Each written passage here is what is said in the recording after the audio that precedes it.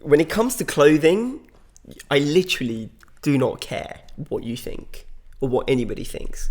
It sounds crazy to say out loud, and obviously I will take into consideration people's opinion. So that's a lie with regards to me not caring. I care probably 5 to 10%, but for the remaining 90, that's just who I am. So I will wear whatever I want to wear just because I feel like wearing it. So has that, in that sense, has it made me more confident? No. If anything, it's made me less confident because people love to fucking give their opinions, and sometimes I'm just like, I get it, obviously I'm putting myself out there, but who the fuck asked you? Do you know what I mean? Like, I don't care. This is me, this is who I am, I'm sharing my style. Obviously if you have an opinion with regards to it, that's cool, you're more than entitled to do so, but I don't care.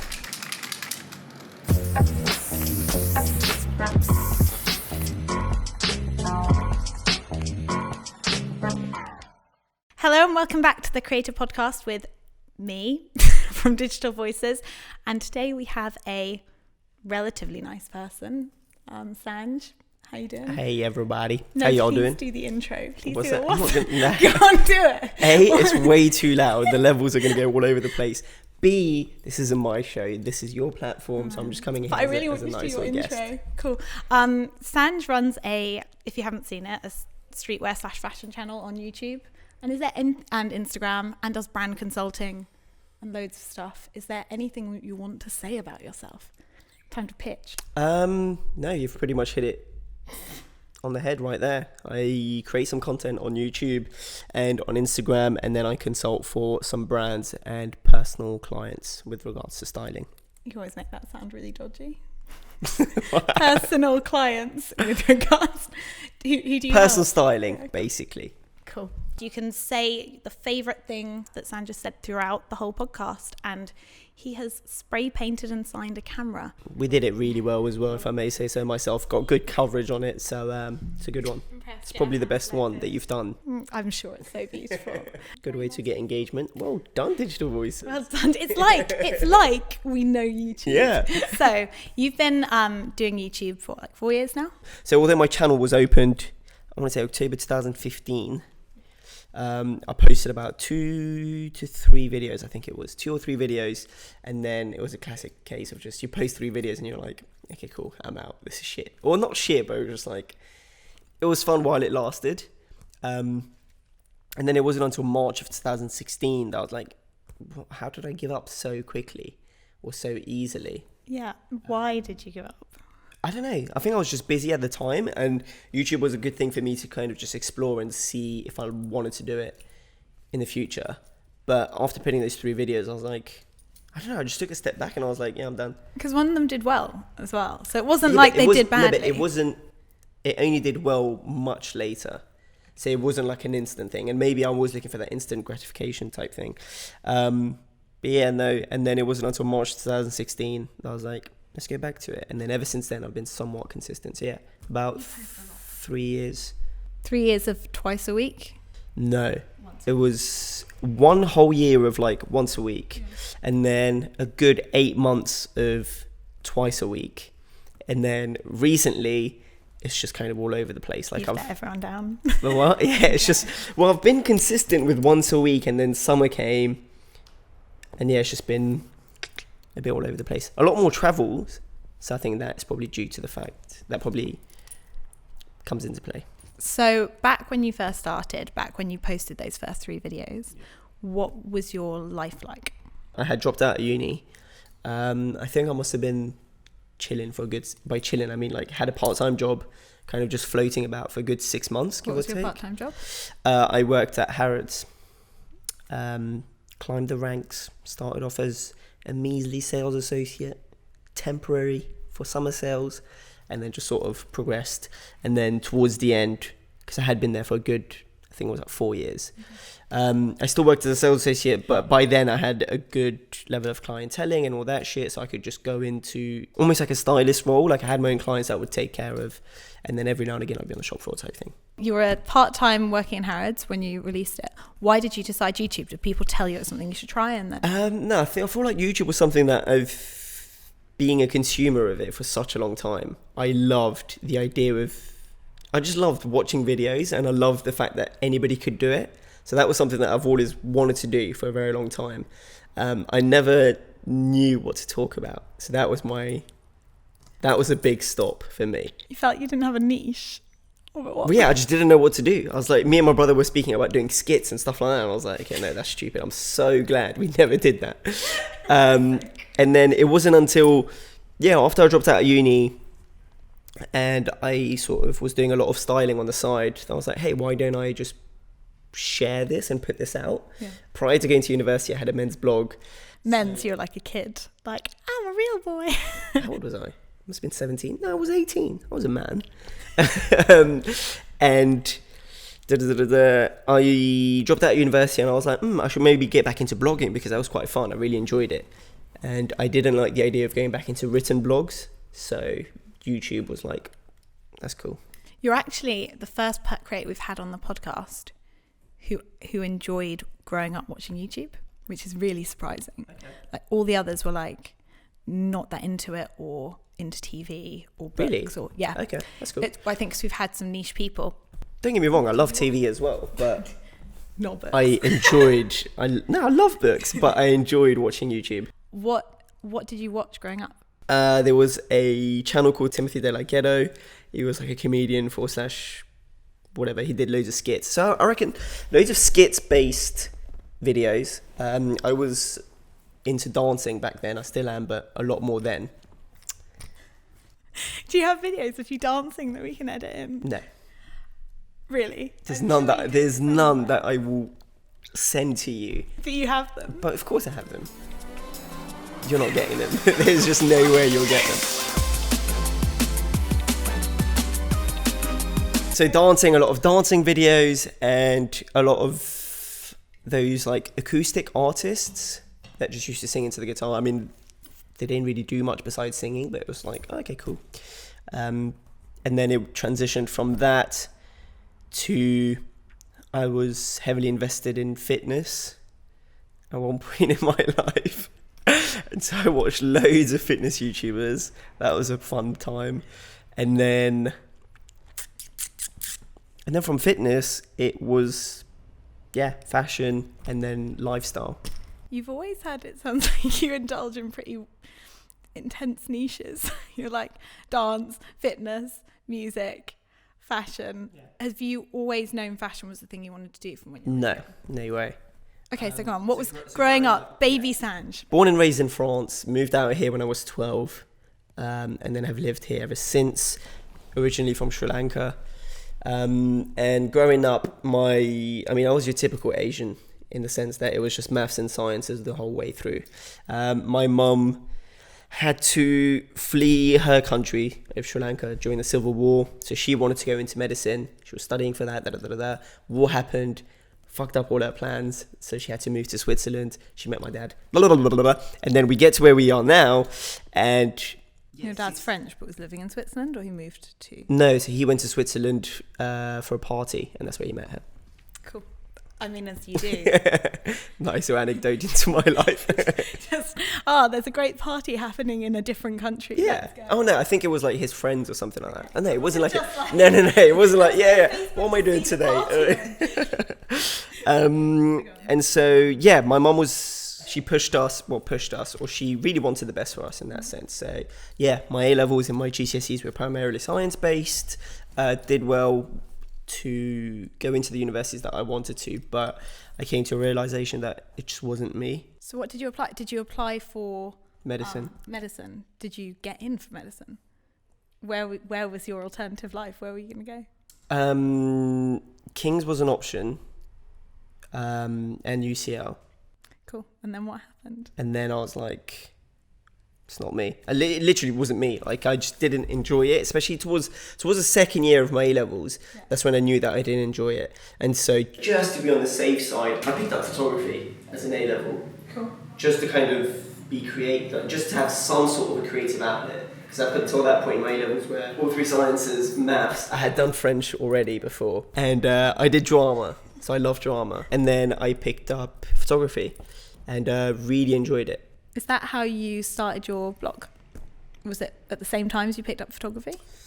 No. because my blog was very much like fashion.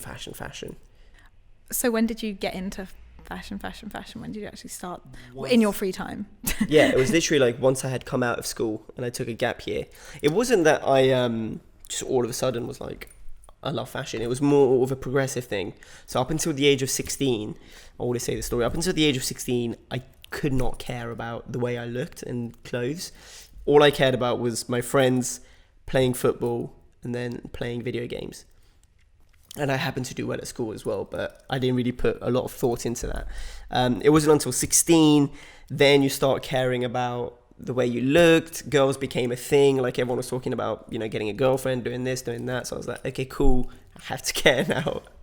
And so that's when I sort of had my first dance with fashion, if you call it. And then you started wearing those hats that put all the women off. Yeah, and then which hats are you talking about? The bucket hats? Hater. Absolute hater. So then you suddenly were like, right, I have to start caring about this.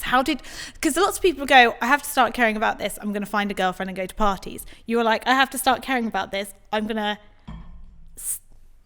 get into high fashion, which is not traditionally the most attractive to women. It didn't go to high fashion. It wasn't until high fashion until much later, just because I couldn't afford it. And at first it was just literally, the first step was to actually buy my own clothes. Because up until that point, it was literally, my mum would come back home with whatever. She'd do the shopping, she'd come back home, and that's what I would wear. And so it wasn't until, like I said, got to 16 and then go to house parties and stuff like that, and you're wearing some dead shit, and you're just there like, that looks cool. He's wearing a nice Hollister top or Jack Wills top. And back then, Jack Wills was the one. Jack Wills was the one. I judged so hard. Oh, mate, you don't understand. Like, I loved Jack Wills. No, I refused to buy Jack Wills because I hated it so much. Really? Yeah, I was like, I think this is utter trash. I went to a grammar school. So did I. There was loads of like... No excuse. No, but there was loads of like... Preppy. Yeah, preppy people and like posh people. So then you started decking yourself out in Jack Wills. Decided to blog about it. I wouldn't say decking myself. Like I could.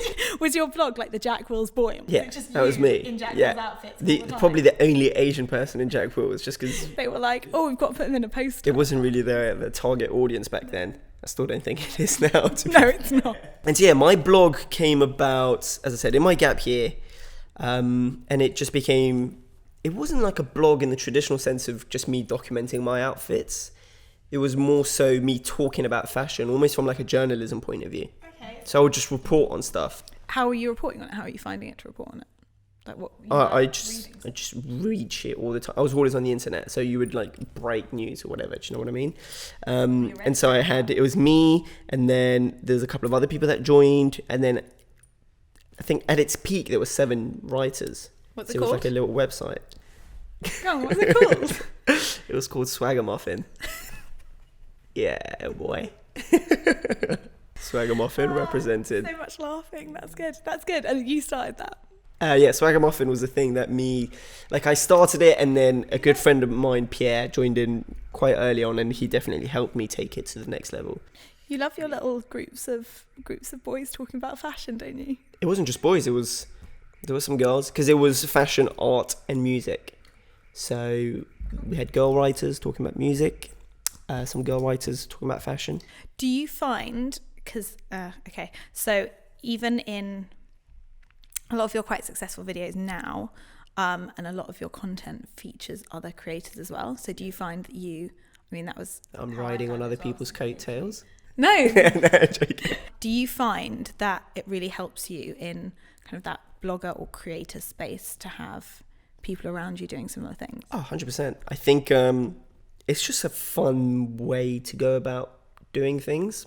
Like, it brings a different element to the videos, and the fact that they have their own audience sort of... I mean, that's not the reason why I seek that, but they know what they're doing. Do you know what I mean? They're not going to be put on camera and freeze or whatever. Not that there's anything wrong with that either. But yeah, it's just good fun.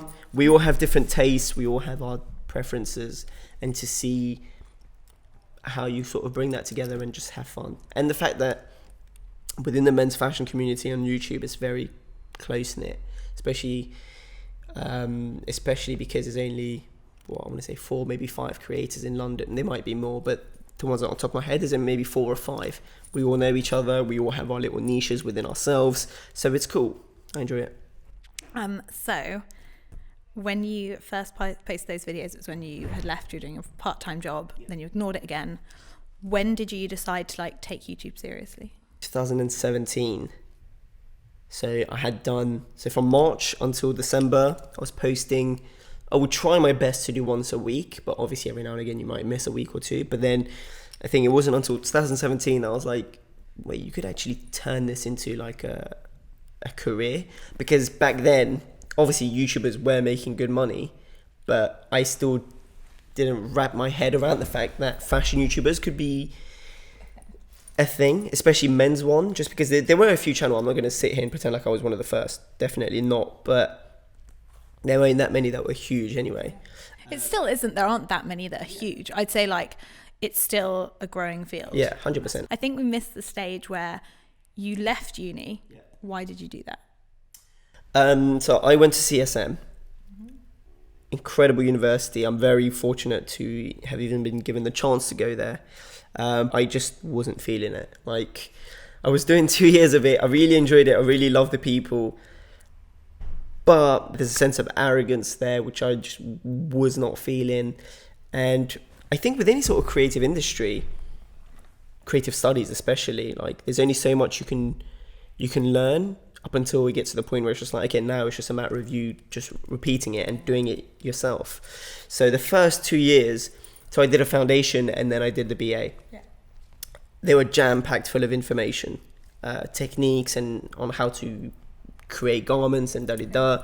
And then from what I've gathered and speaking to like some of the second years and the third years, it was just a matter of just literally they were just repeating everything they had learned. Obviously they would get better with time, and the what are they called? The teachers would give them, what's that? Professors. Yeah, professors, teachers. They would give them better critiques. Yeah. But besides, like, you could do that yourself. Do you know what I mean? Why am I spending 9K plus everything else? So you gained the fundamental skills, but did you want to be a fashion designer, or did you want to be a stylist? Or Designing is still my passion. Like, I love making things, and styling is something that I sort of fell into just because of being in the right place at the right time and just being extremely fortunate. So when you left, and you planned to get into design, or did you have plans? I didn't really have plans. Like, so I remember leaving, speaking to my tutor, that was the word I was looking for, not professor or teacher, tutor. So I remember speaking to my tutor and telling him, hey man, I'm about to leave. And I still remember, I don't remember it word for word, but he said something along the lines of, to be fair, I'm confident in the fact that you can do it. Yeah. And then he also said, I also know you're arrogant enough to think that you can do it yourself, which I loved. And if you know this guy, he can be such a prick, but I loved him. He was such a sick tutor. Like, he would literally not break you down, but really be critical and harsh, but then show you, like, you learn so much from him. And I'm super grateful to have had him in my life as well. Fuck me, I went on an absolute tangent. What was the question, sorry? It was about, like, when you left, did you have any plans? Oh, yeah. So you were just like a jumped up, arrogant little prick who was like, it'll work out. Yeah, exactly. So I just went, it'll work out. And then it's just been a roller coaster ever since, really. I didn't really have a plan. Like, I wanted to go into designing. I didn't really know how to go about it. Fell into styling, did that. And then I was like, social media is cool. Why don't we try that and include fashion? And yeah, now here we are. And what do you, because you've done a lot of styling videos, you do some like actual content when you make things, but most of your content is styling or advice or fashion. What do you love about it? What, styling? No, what do you love about the content you make? It's just good fun making it. Like, I enjoy making it. I enjoy editing it. I enjoy the fact that people are finding inspiration through it, that so many people, like, a big thing on my channel, obviously, like you said, it is about styling, but it's also about just building or giving people a sense of confidence. And obviously you can only do so much through words. Like, they need to go out there and try it themselves to feel that. But the amount of messages that I get where it's just like, you've helped my confidence through fashion, means so much to me. It's a lot better than oh, you showed me these boots and now I've Bought them. went and bought them, which is sick. It's like, okay, good. But I love the fact that you're able to shape someone's confidence and just give them a boost, just make everyone feel good about themselves. Yeah, that's really interesting, because often I think the fact you've stayed in fashion, it's got more luxury, has connotations of elitism, which is the thing you're trying to avoid, I think, and kind of the opposite to confidence building. But you seem very down to earth and quite positive with it. So has making this content and like the community you've put yourself in and like the creative fields, has it made you more confident as well? Yes, but, and I don't mean this in an arrogant way, like when it comes to clothing, I literally do not care what you think or what anybody thinks. It's so, it sounds crazy to say out loud, and obviously I will take into consideration people's opinion, so that's a lie with regards to me not caring. I care probably 5 to 10%, but for the remaining 90, that's just who I am. So I will wear whatever I want to wear just because I feel like wearing it. So has that, in that sense, has it made me more confident? No. If anything, it's made me less confident because people love to fucking give their opinions. And sometimes I'm just like, I get it. Obviously, I'm putting myself out there, but who the fuck asked you? Do you know what I mean? Like, I don't care. This is me. This is who I am. I'm sharing my style. Obviously, if you have an opinion with regards to it, that's cool. You're more than entitled to do so, but I don't care. Yeah, I find this really funny actually, looking at your content and on like YouTube and Instagram. Often the pieces of content that do best are like the most polarizing. So that Prada fit on the beach. Which one? Oh yeah, that one. I mean, to be fair, that was a jokes picture. Yeah, it but was great. A lot of people, again, they were very opinionated. So some people hated it, some people loved it. Now the way I saw it was that picture was, it was in collaboration with a brand. So although they only wanted one picture, I actually gave them two, just because for one picture I went for a more editorial look. So what you would see, that is something that you might see, obviously not to gas myself up here, but if it was worn on a model, the settings and the outfit could be seen in an editorial in a magazine, because it's very out there. It's outrageous to a certain extent, but it looks cool. And then I posted another picture which is a lot more low key and a bit more normal, and that one did just as well. Obviously not quite as good with regards to engagement, but that's just the way it goes. It's just the way the cookie crumbles. But do you like that polarizing part? Do you like when you get people talking, or would you rather just like... I'm not that bothered. Like, yeah, I don't really put that much. I didn't put that image thinking, oh, this is going to get so many comments. Do you know what I mean? Like, I actually like the way it looks, so I put it up. And then whether or not it's polarizing, that's entirely up to the people. So it is very led by you, not by what you think will perform well. Yeah. Yeah, you can tell that in some of your videos, especially because I think often you like preempt a lot of comments you're going to get. You're like, you might not love these boots, you might hate them, but I love this colorway, or whatever. You don't seem too fussed by it. Okay, and have there been videos that you feel like have kind of changed, have kind of been pivotal? Do you feel like there have been moments when you posted something and it's done really well, or you've posted something and it's led to more opportunities? Are there like specific videos that have like changed your life? Not really. I've always said that my YouTube journey has been a slow and steady growth, as opposed to one massive spike and then sort of whatever. You've been so consistent. It's ridiculous. Even like your most popular videos aren't like viral. Yeah. You've built a really strong, like, consistent community. Thank you. And so for that reason, there isn't a moment that's like, whoa, this was my big break, or this was the video that changed my life. But I always take every single, especially the big brands, or whenever you do something cool. For example, our video that we did, cheeky little plug there, where Trainline Milan insert. Where Trainline sent me to Milan. But the collaboration video that I did with Trainline, where I went to Milan and got the opportunity to start a subscriber, that is just, it's insane. It's incredible. Like I was speaking to you about it, like the fact that we were able to give that opportunity to someone. I just tried to imagine myself in that person's boots, and me being 16 or 17, having a YouTuber that I look up to just come chill with me. Insane. So I fucking love the fact that we were able to do that. That was insane. So yeah, a couple of videos here and there that have been insane to do. Not so much with regards to how many views it got or whatever, but just the feeling that I had when making it. So you mentioned wanting to increase people's confidence. Yes. Is that why you stopped Get Rekt? Yeah, for sure. I think there was loads of elements as to why I stopped Get Rekt, but that being one of them. It just, I said this before, it got repetitive, it got fake, and we just didn't really have fun doing it anymore. Like the first couple of episodes were so funny to me. I loved, like, I can recall those moments and it was such a good laugh. Towards the last 3, maybe 4 episodes, I knew what felt fake and what was real. And so, yeah, it got to the point where I was just like, this is shit. We're literally picking people up just to roast them. And obviously there is this huge roasting culture, which is prominent in the past year or 2 on YouTube especially. And yeah, it was very definitely one of my most popular series. So it just did not make sense as to why I decided to completely shut it down. But yeah, it just didn't feel cool. It didn't make sense for me to say, for example, last week's video, you can wear whatever you want, that's all that matters. As long as you're happy, that's all you should care about. And then the following week being like, you dress like shit, here's why, fuck off. Yeah.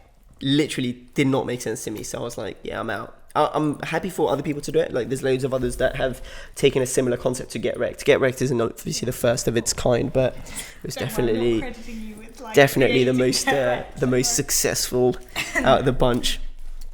But yeah, it just didn't feel right for me. You didn't mention the pivotal moment of 100,000 subscribers. Did that change anything for you? I mean, it was a nice little boost of morale and confidence, but besides that, not really. Like it was like a carry on. Do you know what I mean? Nothing changes. You get a plaque. Sick. Besides that, it's like, okay, cool. Thank you. Do you know what I mean? Like it's not as if you've hit 100k, you're now going to get same. I'm sure the opportunities have increased, but I haven't fully processed it. And plus I'm still, like I've hit 100k, but then I hit 100k right around the time that social media just took a weird dip in engagement as a whole, be it YouTube, be it Instagram. And so I'm on like 104k now. So I don't know how many months I've only got for, not only, I'm very thankful for them, but only 4,000 subscribers, which is crazy. Yeah, it's like 3 months. Is it 3 months? Yeah, mad. So. Yeah, and you think maybe 2, but you think the it will increase like exponentially, but often you're waiting for a snowball moment, and yours is so consistent. I just like because there haven't been viral successes. It's like. I think it's a good thing. I mean, it's rare for YouTube that someone grows so consistently. Okay. But I think it's a good thing. Amazing, thank you. What's the long-term plan? So, like I said, my passion lies in designing clothes and making clothes. So I want to definitely do that. On the channel? I don't know how. The only way that I can think of creating content around it would be to document the process. But even then, there's only so much you can document when it comes to creating garments, because this might sound bad, and I don't mean it in a bad way at all, but you're not going to see a designer tell you exactly how he makes his clothes, because then you wouldn't get it from him, you would just do it yourself. Do you know what I mean?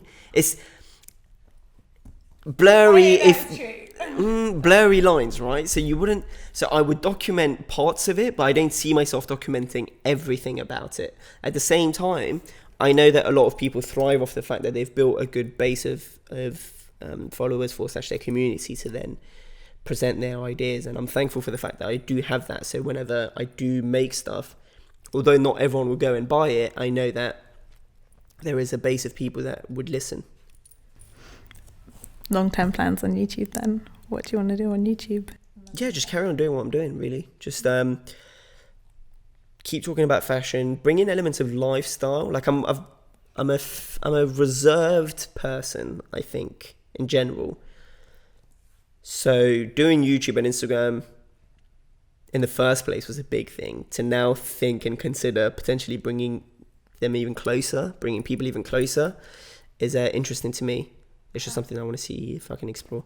How much depth would you like to go into? Like, Not crazy. No, not super. Well, because I like that it's been quite. I think a lot of the channels that are growing at the moment as well have kind of moved away from lifestyle content. Really? I think like vlogging is just kind of dead. Interesting.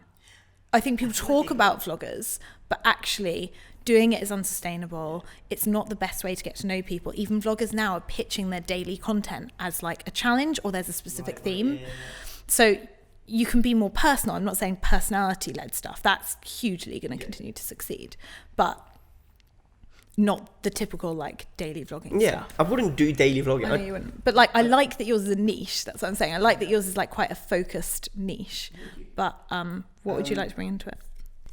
Okay, well, you just shatter my ideas, so I'm not...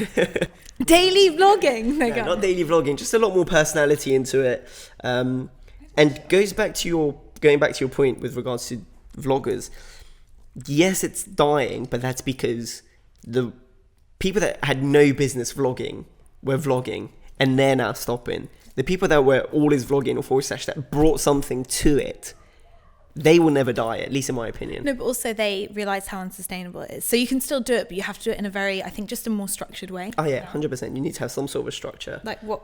Go on. What do you genuinely want to start vlogging? Is that what you want to do? I want to start vlogging, but I don't know, just like maybe vlog, but be fashion conscious about it. Always have like fashion as the underlying theme in the video. Does that? Yeah, it does. It sounds relatively similar to the content you already do. Yeah, just basically amp it up, basically, so that it's not just always me in front of my rail. Woo! So it's not just always me in front of my rail. I agree. You need to get away from the rail. The rail as well has so many winter coats on, and it's like Sanj, it's summer. Like get outside. Like yeah, but exactly. I know it's your safe place. I can tell like you feel very safe there because you have like your formats you go into and the like performance you put on. You definitely have a persona for videos, which is really, yeah. How so? Please do share. No, just like the greeting at the beginning is always the same. You've got the same gestures you do for everyone, which is really funny. It's just a little bit hyped up. Persona though. It's like a slightly hyped up version of yourself. Gotcha. I think that's persona. Yeah. It's got really deep. I think it's a persona, but like I understand why, because on camera you always want a persona. But it would be nice to see you in other settings. Yeah. Like this is why I like the Milan video, because it got you a bit out of your 100%. And that's something perfect. The Milan video is a good example of what I would consider to be a bit more vloggy, but not so in like, this is what we're up to today. No. Do you know what I mean? Yeah, I get what you mean. I think PAQ as well has kind of raised the bar for fashion creators because it's like they have to come up with so many consistent challenge ideas that it's like, I think throwing down a gauntlet for other fashion creators to try and, especially if they're like one person, to try and do something. 100%. I think they've the fact that they've arrived on the scene and created the buzz and chaos that they have is amazing for both themselves and also for the fashion community as a whole, because through them I was able to grow the whole BDY thing, and just the fact that, like I said, the fashion community is fairly niche. If you watch me, there's a good chance you're going to be watching a couple of other fashion YouTubers. So when one person grows, I'm not saying they will bring everyone up with them, but there is a sort of wave effect. Yeah, I agree. I think we'd met before, I think, at one point, but like back when you were a baby YouTuber, when I was at YouTube, but I actually refound you through BDY. Really? I think we met when I was at Next Up. And you weren't with us because you didn't take care of the Next Up people, did you? You just happened to, you worked in YouTube, so I remember you just kind of wandering around, running around. Next Up was a cool program. So sick. And then long-term plans. So my thing has always been split into three goals in life. One is to create comfort by the medium of clothing. So I've always wanted to create clothes. The other one is to create memories. Growing up, not that we grew up in poverty, because that just makes it sound like a fucking sob story. Like we were okay. We weren't rich, but we weren't poor either. You could afford Jack Wills, mate. Like. Oh no, but that was, I'm talking way before that. Yeah, way before then. Yeah. And even then, it was Jack Wills on sale, never full price. Ridiculous. And I remember if we went to holidays, we would always sort of go to like the 2, maybe 3 stars hotel, which again, you should be in the very grand thankful. scheme of the world is like great. It's great. It's fantastic. But being a little kid, I was always like, oh, why can't we stay in the 4 stars or 5 stars or whatever? And so I remember when I first went into a 5-star hotel when I was a bit older. I don't know if it was a 5-star hotel or I don't even know what the fuck I was doing, because I definitely wasn't staying there, but I was like, wow, this is amazing. And I remember going in there and there was like a wedding ceremony taking place, but also there was like your regular hotel, so like kids running around, it was just this beautiful atmosphere. And I just imagine the amount of memories that would have been created in that place, and that's something that I want to help others create. So I want to have 7 hotels around the world, and then 7 each continent. Is that why? What? Yeah, sure. No, why 7? I don't know, just like the number 7. You said 3 things. Yep. So create comfort, memories, and then the final one is opportunities. So through the power, and I don't mean power in the negative connotation here, but through the power and wealth accumulated, I want to be able to provide as close to free healthcare and education as possible in developing countries. Yeah, that makes sense. It's interesting because I think when I look at working with YouTubers, or when we look at working with YouTube creators, often people hear this influencer connotation and they think like selfish wankers, which is, is an opinion.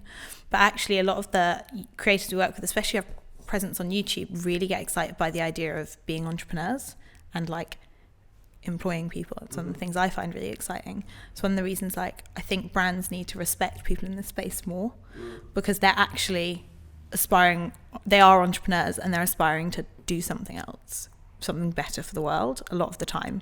Even if it's like employing 2 people in Ireland, if you're based in Ireland like Real Engineering was, that is still creating jobs that didn't exist before. Yeah, 100%. And I think it's like one of the annoying things that I find is I watch like brands really happy to do paid spend on Facebook, and I'm like, great, so you're happy to support Mark Zuckerberg as an entrepreneur, but you're not happy to support someone who you can meet who's building a dream. I find it really annoying. It is what it is. It is, yeah. So you'll just be different, do good for the world. That's the plan. Cool. And what I think we've kind of covered it, but on your channel, if there's one thing that you want people to take away from it, what is that message? Have fun. Wear whatever you want to wear. Express yourself however you wish to express yourself. And have fun. As weird, like, it's weird because it's like, okay, how much fun can you have by just dressing up? But if you remember back as a kid, like, that was so much fun, just dressing up, playing these characters, and maybe there is an element of like theatrical and drama within my style of the whole, like, because I've always said, and I always pride myself in the fact that I don't fit into one box. One day I want to be wearing skinny jeans and boots. The next day I want to be wearing some trainers. The following day I want to be wearing a suit and look good in all 3 of them. So I don't know where I was going with that point, but basically it might be the whole idea of me taking on characters. So have fun exploring yourself as well. Cool. Thank you for coming on. Thank you for having me. Right, got 2 quick fire questions. Time for the rapid fire.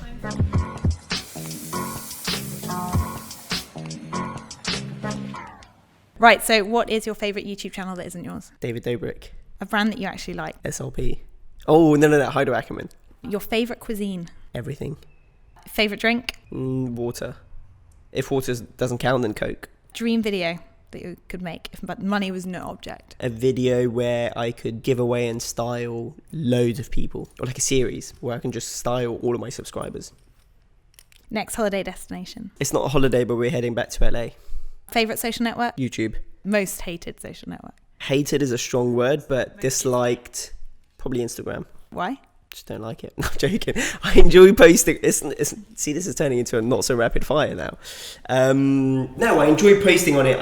I'm not fond of the platform. If you could be any animal, what would you be? Tiger. The worst fad on YouTube? I was never fond of pranks videos. Favourite advertising campaign? When I see the adverts, I tune off. Phone or text? Text. Dream brand deal? Heido Ackerman. Next video you're going to make? Is going to be a summer sale pickups with my brother, I think. Last time you cried? A very long time ago. I can't remember what for. Probably when I was a kid. Cool, that's it. But it's cool to cry though, so if you do cry... If you do cry, it's 100% fine. Well, thank you very much for having a chat. Sanj's going to sign the camera. But comment if you want the camera and something that you learned about Sanj or something interesting he said. Let us know your thoughts in the comment section down below. Make sure to click subscribe button right there. Follow us on Digital Voices, will probably be somewhere there. My socials will probably be somewhere there. Thank you very much. Bye. That was really fun. It was. I actually really enjoyed it.